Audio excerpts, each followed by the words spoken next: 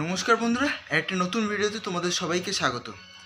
আমি কিছুক্ষণ আগেই ইনস্টাগ্রামে ঢুকেছিলাম, তো সঙ্গীত বাংলার একটা রিলে আমার চোখ পড়ে। সেটা হচ্ছে যে সেটা 14 ঘন্টা আগে পোস্ট করেছিল যে এক্সক্লুসিভলি সংটা কিন্তু আমরা 2 PM সঙ্গীত বাংলায় দেখতে পাবো। সেটা হবেও। জাস্ট কয়েক সেকেন্ড হয়েছে গানটা ইউটিউবে রিলিজ করলো SBF এর তরফ থেকে, আর ওখানে কিন্তু মালদা এটার গ্র্যান্ড লঞ্চ ছিল। 3 মিনিট 46 সেকেন্ডের একটা গান অসাধারণ করেছে, দারুণ লাগছে শুনতে, ভিজুয়াল দারুণ, অসাধারণ মিউজিক, ভয়েস দারুণ লাগছে।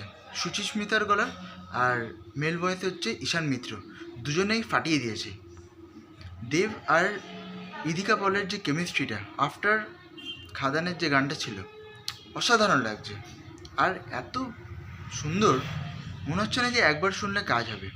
এটা এত ভালোভাবে জিনিসটা তৈরি করা হয়েছে, মানে অন্তত দুবার তো শুনতেই হবে কমপক্ষে, তারপরে যখন রিপিট মোডে শোনার জন্য আরও কয়েকবার ঢোকাতে হবে।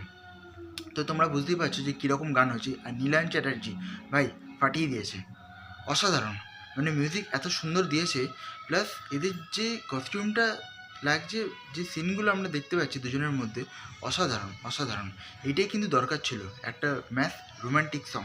এই দুজনের মধ্যে যে কেমিস্ট্রিটা আমরা আগে দেখতে পেয়েছি, আবার কিন্তু আমরা দেখতে কিশোরীর পরে, সরি কিছু নামটা মনে করতে পারছি না, খাদানের গানটা ছিল কিশোরী, তো ওইটার পরে কিন্তু আমরা এই গানটা দেখতে পাচ্ছি, দারুণ হয়েছে। এই গানটা কিন্তু খুব ভালো চলবে। আজকের মধ্যে পর্যন্ত, আবার দেখা হবে পরবর্তীতে, তখন ভালো থাকুন, তখন থ্যাংক ইউ। আর এরপরে আরও একটা হয়তো মারাত্মক গান থাকতেও পারে, নাও থাকতে পারে, এখন ঠিক সেটা আপডেট নেই, তো অপেক্ষা করো, সেটা নিয়ে আমি ভিডিও চেষ্টা করবো করার যদি কিছু আপডেট পাই। আর হ্যাঁ, আরেকটা জিনিস, কয়েক ঘন্টা আগে মানে গতকাল কিন্তু রাতে পোস্ট করেছিল দেবদা যে আগামীকাল মানে হচ্ছে 7 সেপ্টেম্বর, ওই দিনকে কিন্তু ডিস্ট্রিক্ট অ্যাপ থেকে পাস কিন্তু মানে অ্যাভেলেবেল হয়ে যাবে। 15,000 সিট ক্যাপাসিটি। তো দেখা যাক কে পায় না পায়, আমি চেষ্টা করবো আমি যেতে পাই, অনেকটাই চেষ্টায় আছি, এবার দেখা যাক তারপর কী হয়। আজকের মতো পর্যন্ত, আবার দেখা হবে পরবর্তীতে, তখন ভালো থাকবেন, তখন থ্যাংক ইউ। পুরো গানটার শুটিং কিন্তু থাইল্যান্ডে হয়েছে, খুব ভালোভাবে কিন্তু ক্যামেরার কাজগুলো দেখানো হয়েছে, খুবই ভালো লাগছে।